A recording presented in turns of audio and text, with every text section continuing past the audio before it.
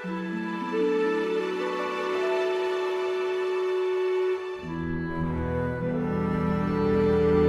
12। मतलब यह जो चार्ट है चतुर्विशांत चार्ट, वो ऐसे तो इसमें पढ़ेंगे तो आपको लिखेगा नॉलेज, ज्ञान का चार्ट है, लेकिन नहीं, इसका जो गूढ़ विषय है वो मोक्ष है।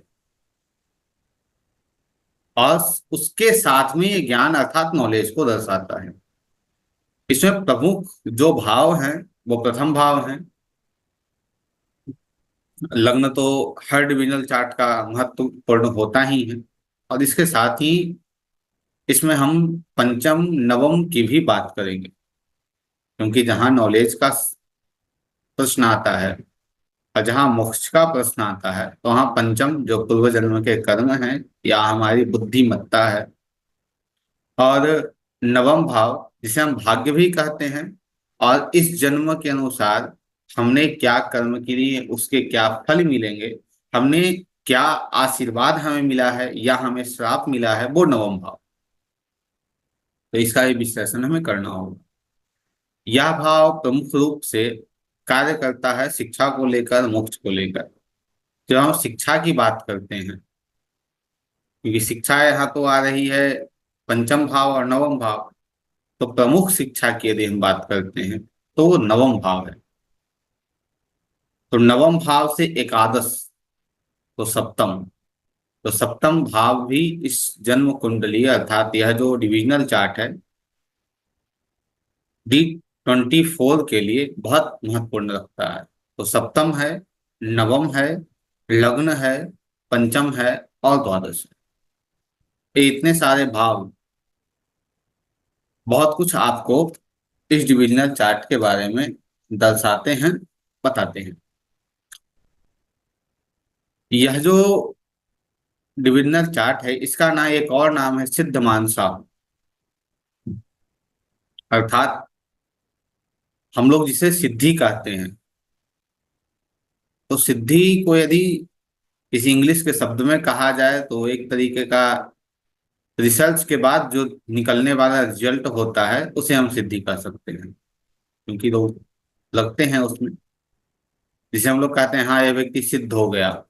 जब आप साधु महात्माओं के साथ रहते हैं या उनके शरणागत आपको प्राप्त होता है, तो उनके साथ आप बैठेंगे ना, तो वो यह नहीं कहते हैं कि भोजन पक गया, वो कहते हैं भोजन सिद्ध हो गया। या इस शब्द की महत्ता है। तो हम कितना पके हैं अपने ज्ञान के अंदर, वह हमारा यह डिविजनल चार्ट बताता है। डिविजनल चार्ट इतना महत्वपूर्ण कैसे है? जैसे मान लीजिए हमारा जन्म मेष लग्न में हुआ है। लगभग आपका जन्म जो है वो कर्क लग्न में हुआ है राहुल जी। श्रद्धा जी का तो स्मरणीय है हमें। जी सर। तो इसके अंतर्गत कर्क लग्न में तो लगभग 2 घंटे का लग्न होता है, दो सवा 2 घंटे का, तो बहुत सारे बच्चों का तो जन्म हुआ। मेष में हाँ। बहुत सारे बच्चों का जन्म हुआ। लेकिन क्या सब एक ही फील्ड में आ जाएं? नहीं। तो एक राशि के जब हम 9 टुकड़े करते हैं तब नववांश बनता है, वैसे ही हम एक राशि के 24 टुकड़े करते हैं तो चतुर्विशांश कुंडली बनती है। और यह चतुर्विशांश कुंडली हमारी शिक्षा के लिए महत्वपूर्ण है। एक रूल इसका, आप लग्न कुंडली को देखिए, आपके लग्न कुंडली का दसम भाव का स्वामी कौन है? आपके लग्न कुंडली के दसम भाव का स्वामी आपके चतुर्विशांश कुंडली में जिस ग्रह की राशि में बैठा होगा, जिस ग्रह की राशि में बैठा होगा, उस ग्रह से संबंधित प्रोफेशन के लिए आप पढ़ेंगे।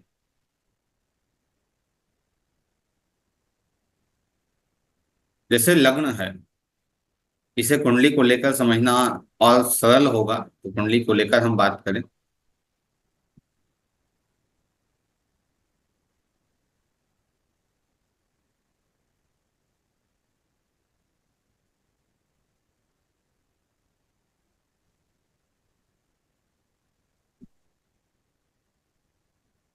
इस कुंडली को सामने रख लेते हैं, ठीक है। जैसे यह जो कुंडली है, इसका आप चतुर्विशांश भी नीचे देख रहे होंगे। तो इस कुंडली में दसम भाव का स्वामी कौन है? शनि है। और दसम भाव का स्वामी चतुर्विशांश में कहा गया है, धनु राशि में गया है। धनु राशि का स्वामी कौन है? जुपिटर है। तो यह व्यक्ति किस नॉलेज को लेगा? बीएड करेगा, ज्ञान। शिक्षा संबंधित चीजों को ग्रहण करेगा। ठीक है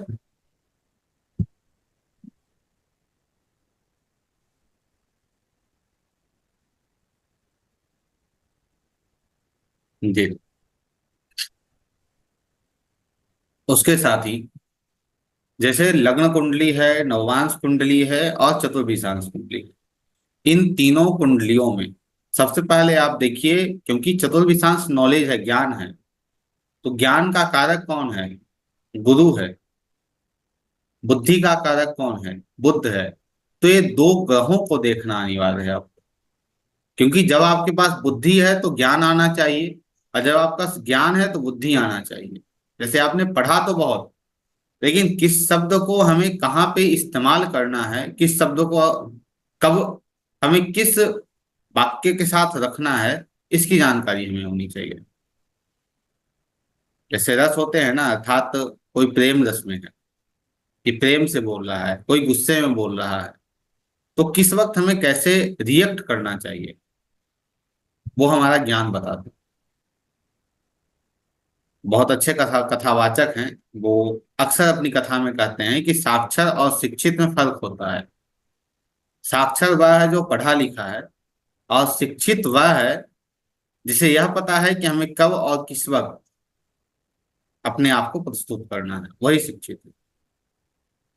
तो आजकल साक्षर लोग हो रहे हैं, शिक्षित कम हो रहा था, जिसमें संस्कार है वही शिक्षित। सबसे पहले यह देखिए कि गुरु आपके लग्न कुंडली में, आपके नववांश कुंडली में और आपके चतुर्विशांश कुंडली में किन स्थितियों को रखता है। जैसे इस कुंडली में देखेंगे तो गुरु अष्टम भाव में बैठा है, चंद्रमा के साथ बैठा है, जो चंद्रमा त्रिषणाय है। ठीक है। अब इस व्यक्ति का प्रोफेशन तो हमें ज्ञात नहीं है, तो एक दूसरी कुंडली रख लें जिसके बारे में हमें थोड़ी नॉलेज है, तो अच्छा रहेगा।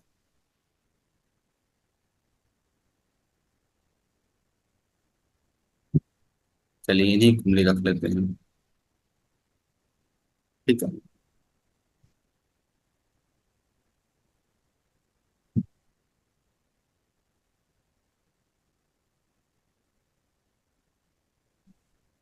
ठीक है। तो इनके कुंडली में लग्न में राहु, लग्न में जुपिटर राहु के साथ बैठे हैं। यदि हम नववांश कुंडली की बात करते हैं, तो नववांश कुंडली में जुपिटर वीनस के साथ बैठे हैं। और चतुर्विशांश कुंडली की बात करते हैं तो जुपिटर इसमें अकेले बैठे हैं, किसी के साथ नहीं बैठे हैं, ना ही इन पे किसी भी ग्रह का प्रभाव जा रहा है। ठीक है। तो ये जो एक बात और स्मरण रखिएगा कि लग्न कुंडली हमें एक इमेज दिखाती है, लेकिन उससे क्या हमें फल मिलेंगे वह हमें नववांश कुंडली बताती है। तो नववांश कुंडली और चतुर्विशांश कुंडली को देखिए। चतुर्विशांश कुंडली में जुपिटर वीनस के साथ बैठा है। वीनस इस कुंडली में अच्छी अवस्था में है, और जुपिटर किसी भी प्रकार से पीड़ित है या नहीं है, या जुपिटर की क्या स्थिति है, उसे देखने के लिए कैसे देखना है वो तो पता है। दूसरा यह देख लीजिए, जुपिटर क्या अपने ही भाव में बैठा है? स्वराशि में है। देख लीजिए जुपिटर जो है वो लग्न से कहाँ है? तो लग्न से नवम में बैठा है, अपने ही भाव में बैठा है। नवम भाव का स्वामी नवम में ही बैठा है। और लग्न कुंडली में जुपिटर अपने ही स्वराशि में बैठा है, लेकिन राहु के साथ बैठा है, और इससे थोड़ी समस्या उसे हो रही है। तो एक स्थान पर तो हमें जुपिटर अच्छी अवस्था में दिख रहा है, कहाँ? नववांश में दिख रहा है। दूसरा चतुर्विशांश कुंडली में हमें यहाँ भी जुपिटर अच्छी अवस्था में दिख रहा है। क्यों? पहला तो लग्न से एकादश है। दूसरा, या अपने भाव से केंद्र में है, अर्थात अपने चतुर्थ भाव, अपने अष्टम भाव से केंद्र जा रहा है, वो अच्छा है। फिर दूसरा, एक और इसका भाव है जो पंचम भाव है, चतुर्विशांश में ध्यान दीजिएगा, वहां से भी ये केंद्र में ही जा रहा है, ठीक सप्तम में है। तो कोई भी ग्रह यदि कहीं कुंडली में बैठा हो और उसे आपको जांचना है, परखना है कि उसकी क्या स्थिति है। तो स्वराशि और ये सब सारी चीजें तो आपको पता ही है, उसके साथ यह भी चेक कीजिए उसमें कि वह ग्रह अपने भाव से कहाँ बैठा है। क्या केंद्र त्रिकोण में बैठा है? यदि बैठा है तो हाँ अच्छा है, यदि नहीं बैठा है तो समस्या है। तो गुरु हमें अच्छी अवस्था में दिख रहे हैं। उसके बाद बुध को देखिए, इन तीनों कुंडली में बुध की क्या स्थिति है। बुध को देखिए तो बुध आपको दिखेगा, लग्न कुंडली की हम बात करें तो लग्न में बुध कहाँ है? 12वें भाव में बैठे हैं, जो लग्न से 12वां है। उसके साथ ही बैठे हैं वीनस के साथ, और वीनस 8वें का स्वामी है और तीसरा आया, तो बुद्ध की स्थिति यहाँ ठीक नहीं दिख रही है। उसके बाद फिर आगे बढ़ते हैं, हम D9 में जाते हैं। D9 में बुद्ध को देखते हैं तो बुद्ध चतुर्थ में बैठे हैं, केंद्र में बैठे हैं। और बुद्ध पे शनि की दृष्टि जा रही है, और सन कोई विशेष प्रभाव को लेकर, कोई बुरे प्रभाव को लेकर नहीं बैठा है। राहु केतु से इनका संपर्क नहीं हो रहा है। यदि मार्स की बात करें, मार्स का भी संबंध नहीं है। शनि की बात करें, शनि का भी संबंध नहीं है। तो यहाँ मरकरी अच्छी अवस्था में।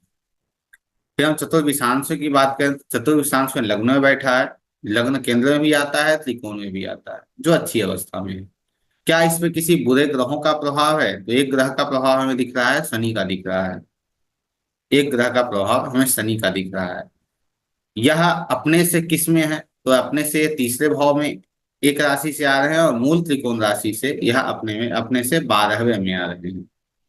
तो बुद्ध को यदि एवरेज रखा जाए कि उसकी क्या कंडीशन हो रही है, तो बुद्ध एवरेज में है कि हाँ ठीक है, वो ज्यादा प्रॉब्लमेटिक नहीं, क्योंकि नववांश कुंडली में वो अच्छी अवस्था में है और चतुर्विशांश में ही वो ठीक ठाक अवस्था में ही है।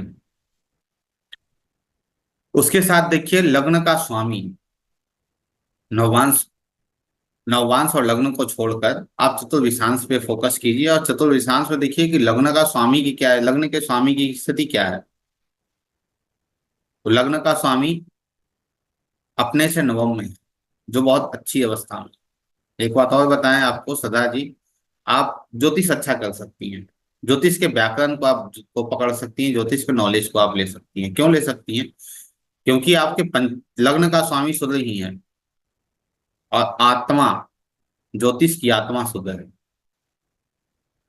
यदि सूर्य आपकी कुंडली में अच्छी अवस्था में नहीं है तो ज्योतिष आप नहीं कर पाएंगे।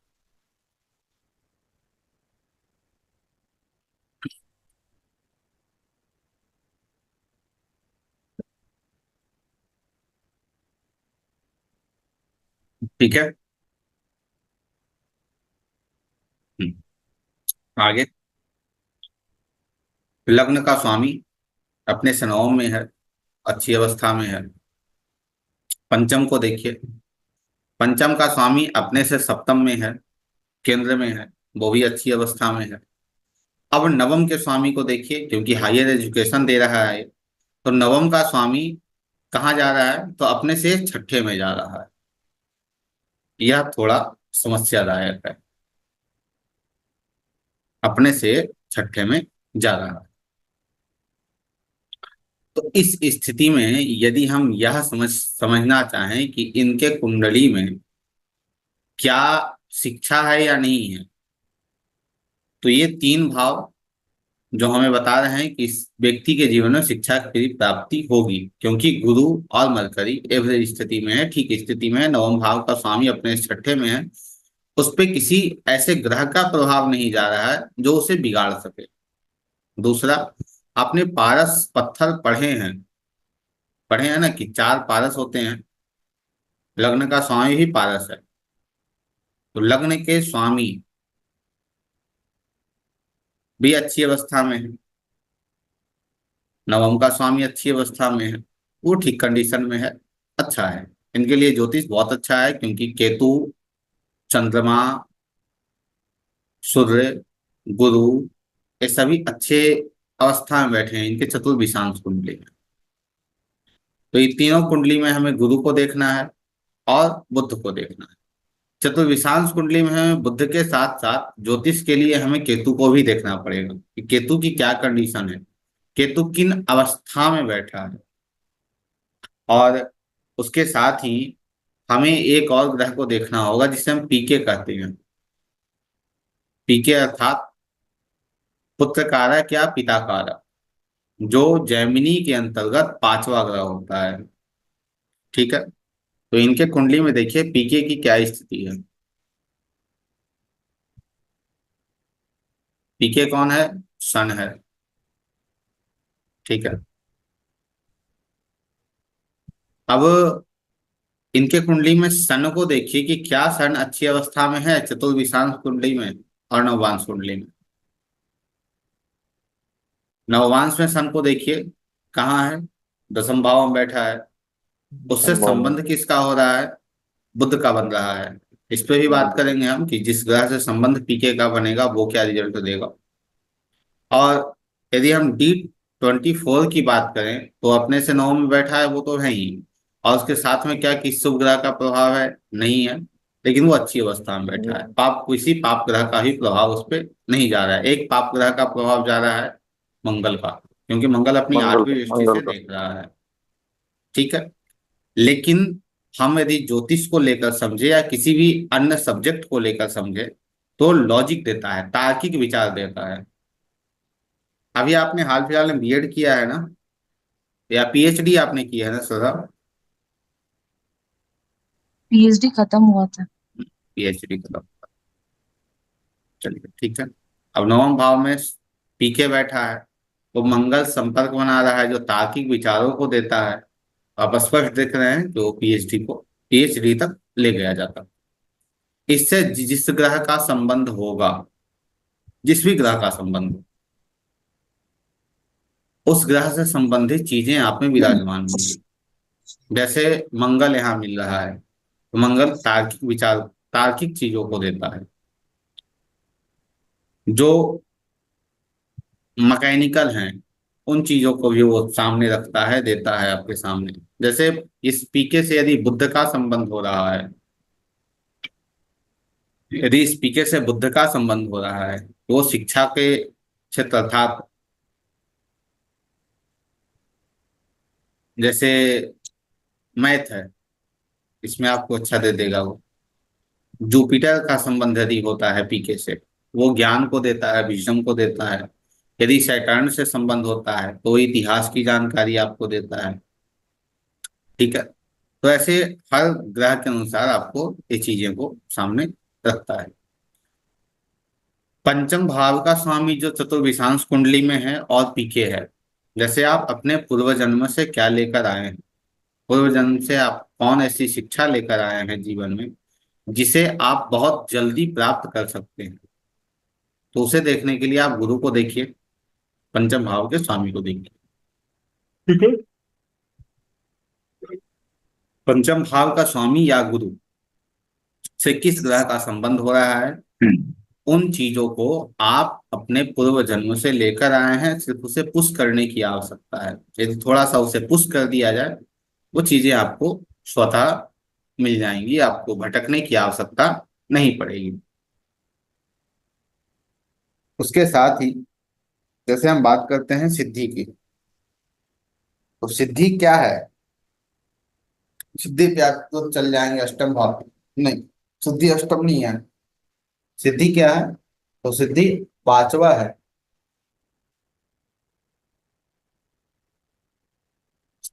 क्योंकि लर्निंग हमारा कभी खत्म नहीं होता, वैसे ही जो सिद्धि है उसे भी हमें बहुत हद तक, जैसे 10-15 साल यदि छोड़ दे अपने जीवन का, तो व्यक्ति पूरा जीवन पढ़ता है।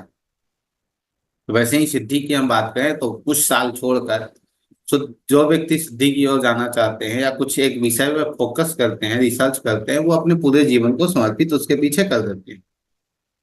ठीक है, तो उसके लिए वो कौन सा भाव है? पंचम भाव है। तो आपको यह देखने की आवश्यकता है चतुर्विशांश कुंडली में कि क्या पंचम भाव का स्वामी अच्छी अवस्था में है, और पंचम भाव के स्वामी से जिस ग्रह का संबंध हो रहा है उस ग्रह से संबंधित चीजें, अर्थात उस ग्रह से संबंधित जो सब्जेक्ट है उसमें आपको सिद्धि प्राप्त होगी, अर्थात उसमें आप बहुत जल्दी ग्रो करेंगे।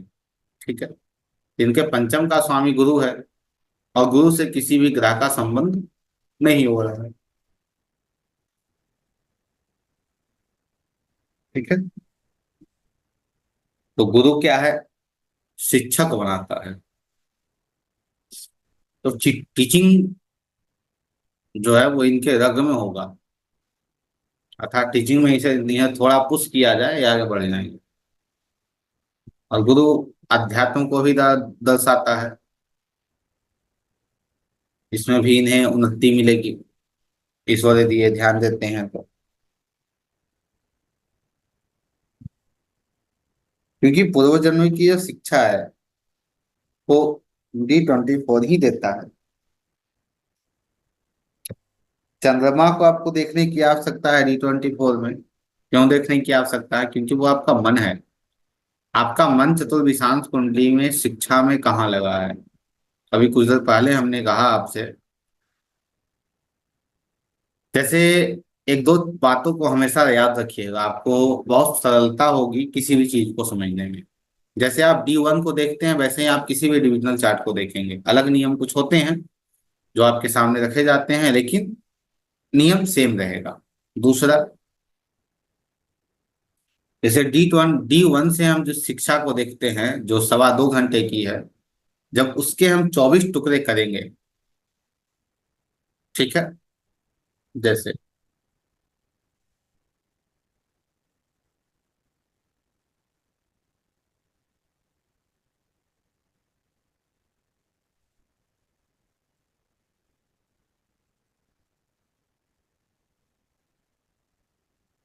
तो लगभग क्या 5 मिनट का समय लेकर आता है, 5 सवा 5 मिनट का समय लेकर आता है।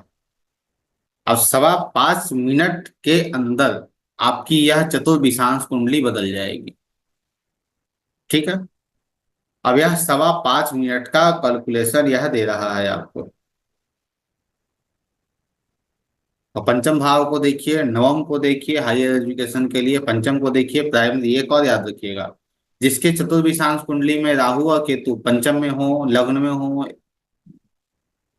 में हो या नवम में हो, सप्तम में हो, तो उस व्यक्ति को जो प्राइमरी एजुकेशन है वो नहीं मिल पाता है। जो प्रारंभिक शिक्षा होती है उसमें समस्या होती है, ठीक है। सदा आपके प्रारंभिक शिक्षा में कोई व्यवधान अर्थात कोई समस्या देखने को मिली है आपको? नहीं। चलिए ठीक है। राहु केतु या किसी ऐसे ग्रह का संबंध आप लग्न से या पंचम से देख रहे हैं? नहीं है। क्या आपके हायर एजुकेशन में कोई समस्या आपको हुई? हाँ, थोड़ा बहुत। और थोड़ा बहुत क्यों हुआ? मंगल के कारण। मंगल के कारण, ठीक है। तो इसे ऐसे समझना है। इसमें चंद्रमा को देखिए, चंद्रमा आपको क्या दे रहा है। तो चंद्रमा इनके राहु केतु के साथ ही बैठा है और केतु से क्लोज है। तो इस स्थिति में इन्हें इन्हें क्या वो देकर जाएगा?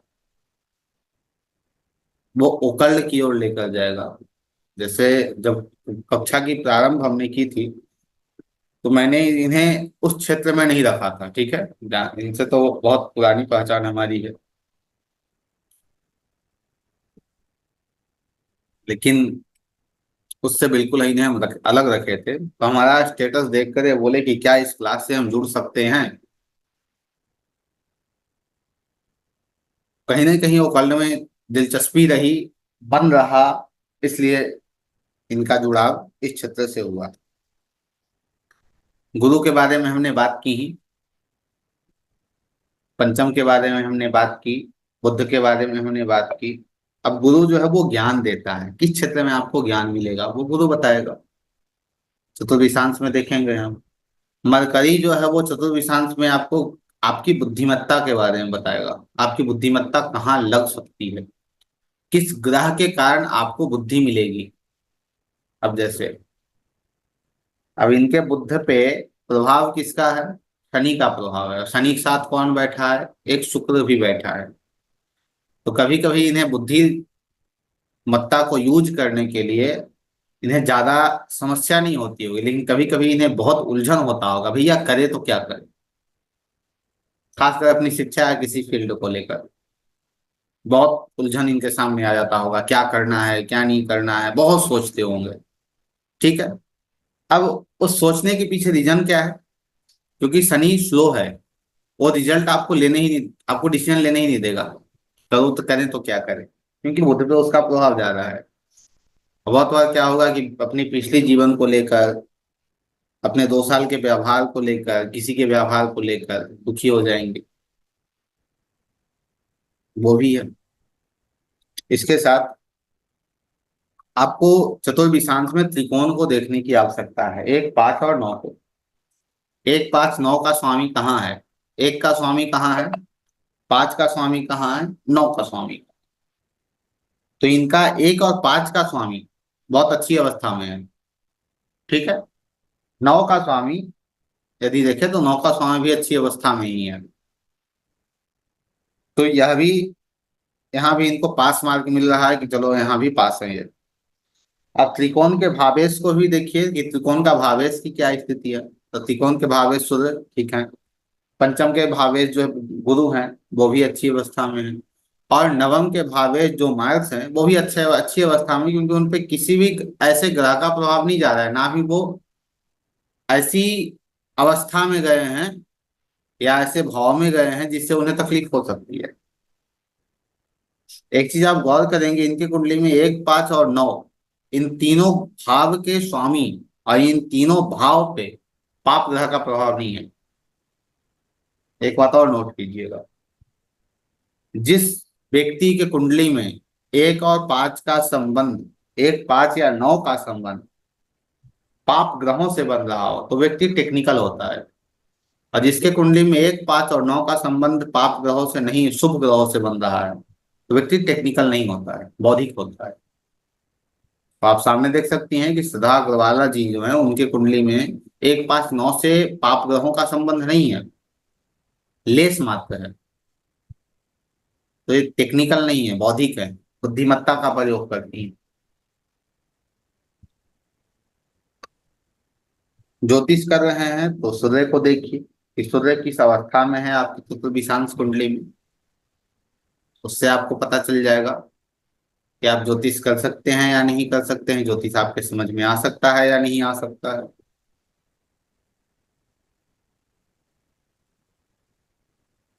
और ज्योतिष में इन्हें तकलीफ क्यों होती है, जैसे कभी कभी ये समझ क्यों नहीं पाते हैं? या तो इनकी जल्दीबाजी उसमें रहती होगी, या तो उसमें बहुत ज्यादा लॉजिक लगा लेते होंगे, बहुत ज्यादा दिमाग लगा लेते होंगे। क्योंकि जल्दी ठीक है भैया, थोड़ा जल्दी काम करना है अच्छी बात है, लेकिन उसमें ज्यादा बढ़ जाना वो अच्छी बात नहीं है। और वैसे ही लॉजिक ठीक है, लेकिन इतना ज्यादा लॉजिक लगा लेना कि भाई उसकी हद पार हो जाए, वो फिर उचित नहीं है।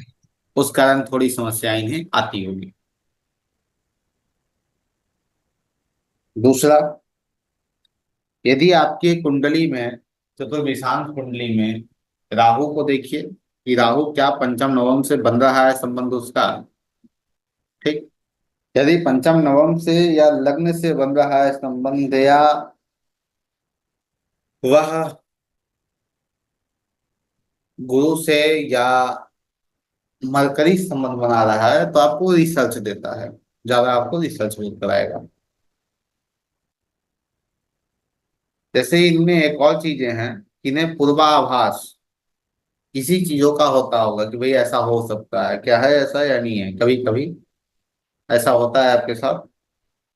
हाँ, कभी होता है और हम जो सोचते हैं वो हो जाता है। हो जाता है। अब ऐसा क्यों होता है? आप सोचते नहीं है, क्षमा कीजिए, आप शब्द आपके गलत हो गए हैं। आप अच्छा। सोचते नहीं है, आपके मस्तिष्क में वो चीजें प्रवेश करती है अचानक कि हाँ ऐसा हो सकता हम्म, है। हाँ हाँ। सोचना हुआ मतलब, सोचना उसे कहते हैं, इसे हम खुद डिजाइन करते हैं। डिजाइन करते हैं कि जैसे आप अभी सोचिए, जैसे माफ कीजिएगा सोचने की बात आपने की, उस पर मैं कह रहा हूँ। अभी आप सोच अच्छा। लीजिए कि कल आप मेट्रो से जा रही हैं और कल लगभग 10 करोड़ रुपए आपको सीट पे रखे हुए मिल गए, और जिस व्यक्ति के हैं उसे आप लौटाने गए तो वो कहा मेरे काम का नहीं है, 5 करोड़ तुम रख लो। क्या संभव है? आपने सोचा? नहीं। नहीं। जो पूर्वाभास आपको होते हैं उसे आप कह रहे हैं कि हम सोचते हैं। तो पूर्वाभास क्यों होता है? क्योंकि आपकी कुंडली में केतु और चंद्रमा का संबंध है। अब मैंने ये ऐसा क्यों कहा कि कभी कभी ऐसी चीजें होती होंगी, क्योंकि वहां राहु भी है। तो जहाँ केतु होगा वहां राहु हम्म, होगा चतुर्विशांश में। अच्छा। तो केतु से चंद्रमा का संबंध बन रहा है, इस कारण ही स्थितियां यह बनी है कि आपको पूर्वाभास होते होंगे। ठीक? जैसे आपकी कुंडली में पीके है, पीके आपका कौन है? सूर्य है। तो सूर्य से जिस ग्रह का संबंध है, तो सूर्य से मंगल का संबंध है, तो आप तार्किक विचार के होंगे। आप एनर्जी लगाते होंगे कहाँ? अपनी शिक्षा में ज्यादातर। यदि शनि होगा तो ये आपको मेहनत करा देता। यदि उसके दोनों। साथ केतु जुड़ा होता तो आपको रिसर्च करा देता। यदि इसके साथ शुभ ग्रह होते, शुभ ग्रहों का संबंध होता तो अच्छी बात है। यदि ये उच्च में हो, अपने से उच्च में चला जाए, शुभ राशि में चला जाए तो अच्छी बात है। और सूर्य कहाँ है? 1 नंबर राशि में बैठे हैं। 1 नंबर राशि सूर्य की क्या है? उच्च राशि है। यही वजह है कि ज्योतिष आप तक पहुंचा, और साथ ही आपकी जो शिक्षा रही वो अच्छी रही।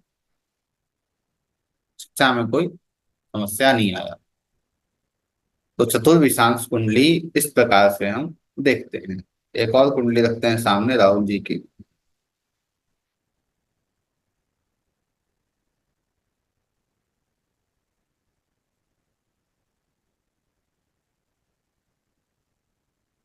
क्या राहुल जी आप मिल नहीं रहे हैं? खो गए क्या आप कहीं? नहीं सर, कहाँ जाएंगे। अभी ये चल रहा है ना सर।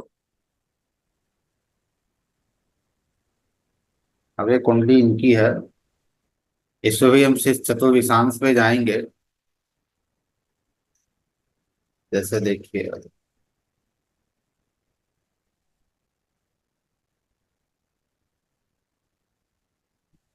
अब इनके चतुर्विशांश में देखिए, एक चीज और था जी आपके कुंडली पे थोड़ा। जैसे आपके कुंडली में अष्टम का स्वामी और पंचम का स्वामी दोनों एक ही हैं, इस पे भी थोड़ा गौर कीजिए। अष्टम का स्वामी और पंचम का स्वामी दोनों एक है। इस कारण आपने पीएचडी की। और पीएचडी आपको पता है, पीएचडी रिसर्च होता है, रिसर्च ही होता है और कुछ होता है? क्योंकि भाई रिसर्च है हम सर, इतने रिसर्च। पढ़े लिखे व्यक्ति हैं नहीं। अरे नहीं तो सर, रिसर्च। ठीक है, अब रिसर्च होता है तो इसलिए रिसर्च भी आपने की और ज्योतिष में भी आपका पदार्पण हुआ।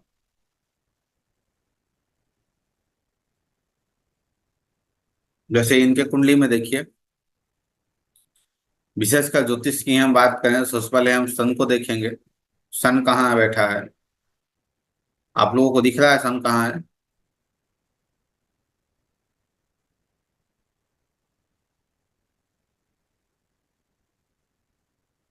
पर करना पड़ेगा तो दिखेगा।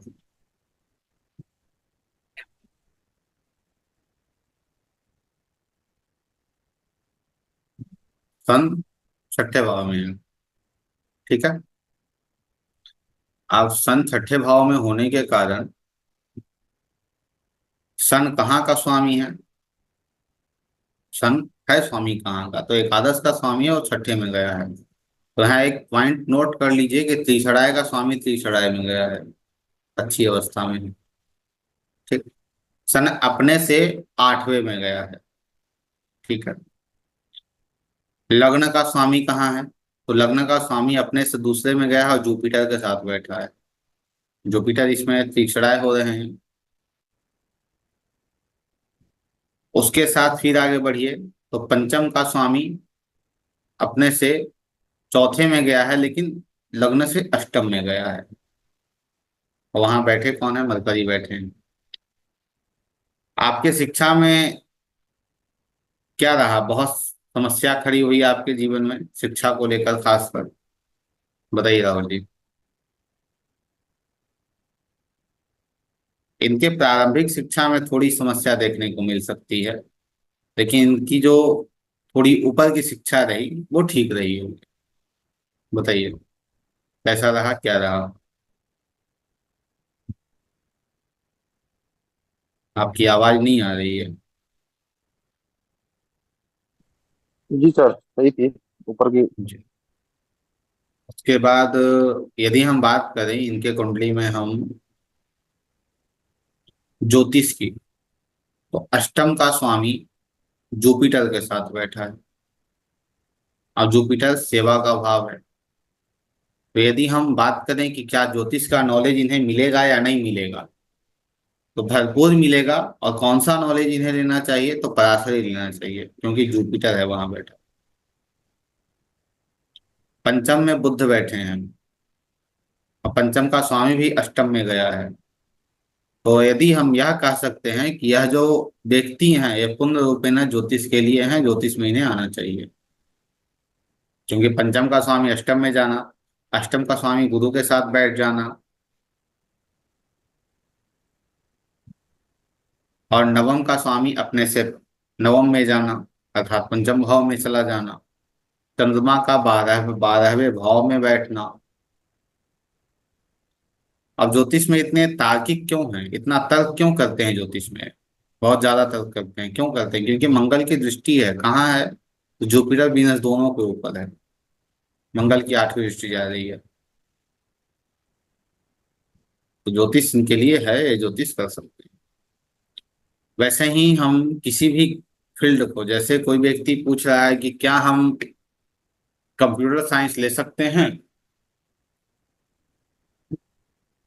तो कंप्यूटर साइंस क्या है बताइए? कौन से ग्रह से वो उसे आप लेंगे?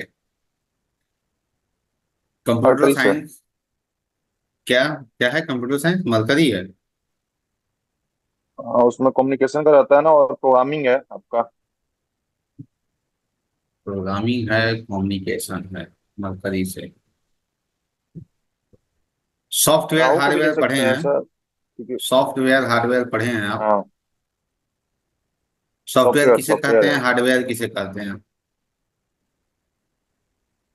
जिसे हम टच कर सके वो हार्डवेयर है, जिसे हम टच ना कर सके वो हार्डवेयर है, सॉफ्टवेयर है। वो सॉफ्टवेयर है। हाँ। सॉफ्टवेयर शुक्र होता है।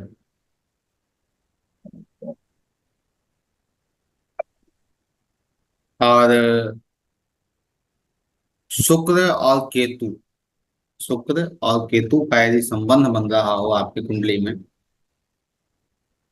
तो ये निश्चित रूप में आपको कंप्यूटर साइंस की ओर ले जाता है। कहीं भी साइंस आएगा तो निश्चित है वहां केतु आएगा, क्योंकि साइंस रिसर्च है, वहां केतु की प्राथमिकता रहेगी ही रहेगी। केतु वहां नहीं है तो आप कुछ नहीं कर सकते। उसके लिए आपको शुक्र और केतु दोनों को देखना पड़ेगा। आपको अष्टम भाव की भी वहां आवश्यकता पड़ेगी, क्योंकि वो साइंस को दे रहा है। अब व्यक्ति कोई आ रहा है आपसे पूछ रहा है कि क्या इसे हम मैकेनिकल इंजीनियर बनाएं, तो मैकेनिकल इंजीनियर कौन है? मंगल है।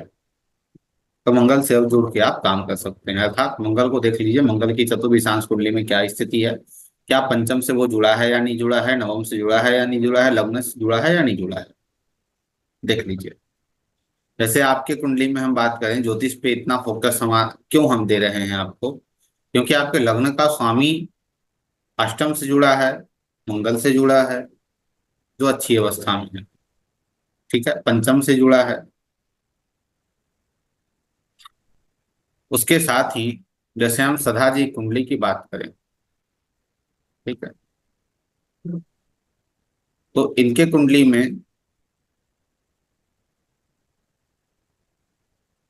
पंचम का स्वामी, अष्टम का स्वामी, ये दोनों एक ही हैं। और पंचम के स्वामी के साथ किसी का संबंध नहीं हो रहा है, तो व्यक्ति क्या करेगा? तो टीचिंग टीचिंग के लाइन में जा सकता है। ठीक है, क्योंकि पंचम के स्वामी के साथ किसी का संबंध नहीं है। लग्न में कौन बैठे हैं? बुध बैठे हैं। तो आपको बुध बताता है कि बुध क्या है? प्राथमिकता प्रारंभिक टीचिंग को देता है, तो ये भी टीचिंग है, गुरु भी टीचिंग। अब अष्टम नवम का जो स्वामी है वो मंगल है। अब मंगल से किसी ग्रह का संबंध हो रहा है तो मंगल से भी किसी ग्रह का संबंध नहीं हो रहा है। तो ये लॉजिकली या थोड़ा डीप जाकर ये पढ़ाएं, इनके लिए अच्छा रहेगा।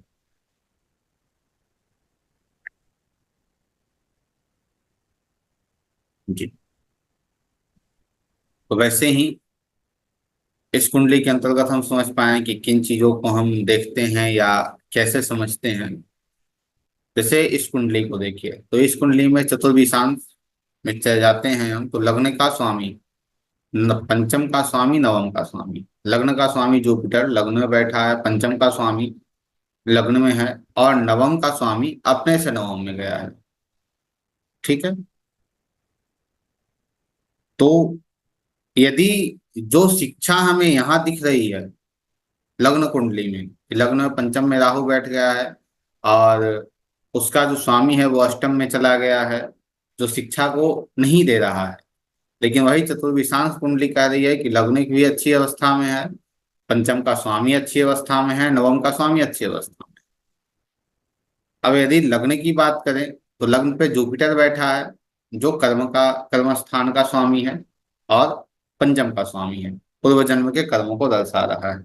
उसके साथ ही यदि पंचम की बात करें तो पंचम में दूसरे का स्वामी और नवम का स्वामी बैठा है, वो भी अच्छा है। यदि हम नवम की बात करें, हायर एजुकेशन की बात करें, तो हायर एजुकेशन में यहाँ 12वें का स्वामी बैठा है और 11वें का, अर्थात त्रिशराय बैठे हैं और उसके साथ में एक और बैठे हैं, 12वें के स्वामी बैठे हैं।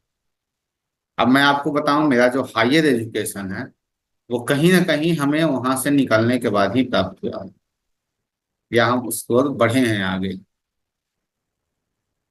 यदि हम बात करें ज्योतिष की, कि ज्योतिष पे कैसा रहेगा, क्या रहेगा। अष्टम का स्वामी कहाँ है? दशम में है, कर्म पे गया है अष्टम का स्वामी, जो यह बता रहा है कि ज्योतिष शिक्षा कहाँ जाएगी, कर्म तक लेकर जाएगी। दूसरा, पंचम का स्वामी लग्न में है, 1, 5 और 9 से क्या वीनस का संबंध बन रहा है?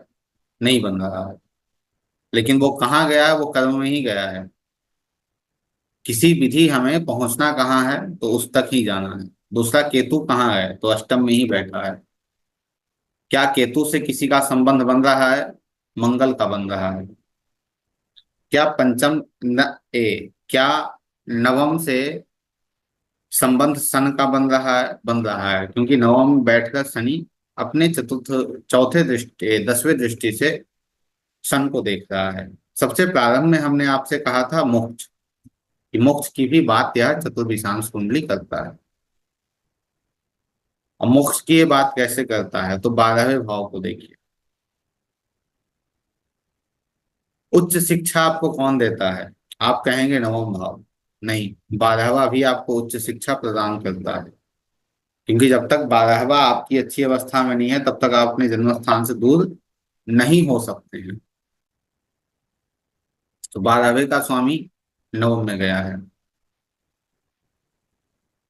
तो यह भी बता रहा है कि हाँ, ये जो चीजें हैं वो ठीक हैं, अर्थात मोक्ष की प्राप्ति हम जिसे कह रहे हैं, लेटवो कह रहे हैं, तो हाँ वो होगा। क्यों? क्योंकि जो 12वें का स्वामी है वो अच्छी अवस्था में है। 12वें भाव के ऊपर, 12वें भाव के स्वामी के ऊपर किसी पाप ग्रहों का प्रभाव न होकर शुभ ग्रहों का प्रभाव ज्यादा है। हमने बात की थी शिक्षा इसे कैसी मिलनी चाहिए। 3 भाव को लेना है, गुरु और मरकरी को लेना है। तो लग्न का स्वामी लग्न में बैठा है, चंद्रमा के साथ बैठा है, चंद्रमा ज्योतिष है। पंचम का स्वामी पंचम भाव में मंगल बैठे हैं, जो तार्किक विचार को देते हैं, लॉजिक को देते हैं। नवम भाव में शनि बैठे हैं, जो पुराने चीजों को देते हैं। ठीक है। यही वजह है कि सबसे पहले हमने नाड़ी ज्योतिष को पढ़ा, जिसे आज तक आप लोगों के समक्ष हम नहीं रखे हैं। तो सबसे पहले हम नाड़ी ज्योतिष को पढ़ें, उसके बाद हम पराशरी को आए। क्यों क्यों आए पराशरी? क्योंकि जुपिटर लग्न में है और नवम में शनि बैठा है। और शनि इतिहास अर्थात पुरानी चीजों को दर्शाता है। इसलिए हम, और नाड़ी ज्योतिष जो है वो शनि ही देता है, इसलिए इन चीजों को लेकर प्रस्तुत किया गया। सूर्य से समझ लीजिए, सूर्य है यदि, तो आपको साइंस की ओर ले जाएगा, और सूर्य है तो यह आपको सरकारी जो शिक्षा मिलती है या गवर्नमेंट की तैयारी होती है उस ओर ले जाएगा। यदि चंद्रमा है तो ज्योतिष की ओर ले जाएगा, और उसके साथ यह मनोविज्ञान की ओर ले जाएगा। यदि मंगल है तो यह मैकेनिकल ले जाएगा, और उसके साथ यह मैथ की ओर ले जाएगा। बुध है तो यह मैनेजमेंट की ओर ले जाएगा, यह भी आपको मैथ की ओर ले जाएगा। यदि गुरु है तो आपको हायर एजुकेशन देगा, और उसके साथ ही इसकी जो शिक्षा है वो अध्यात्म है, अर्थात तो हम यह कहें तो जो वेद हैं, पुराण हैं, सीए है, इसकी शिक्षा को कौन देता है? गुरु देता है, सो ले जाएगा। शुक्र तो हर वेदों का ज्ञाता है, तो हर क्षेत्र में शुक्र ले जाएगा, फाइनेंस की ओर ले जाएगा। यदि हम शनि की बात करें तो शनि इतिहास की ओर ले जाएगा, जिसे हम आर्ट्स कहते हैं, आर्ट्स की ओर भी आपको ले जाएगा। राहु की बात करें तो राहु आपको फैशन डिजाइनिंग है, फिर आपका अभी चल रहा है ना एनिमेशन है, एआई है, इस ओर ले जाएगा। और केतु तो भाई ज्योतिष है ही, सर्जन है, डॉक्टर है, जितनी सूक्ष्म चीजें हैं वो केतु उस ओर ले जाएगा। ठीक है।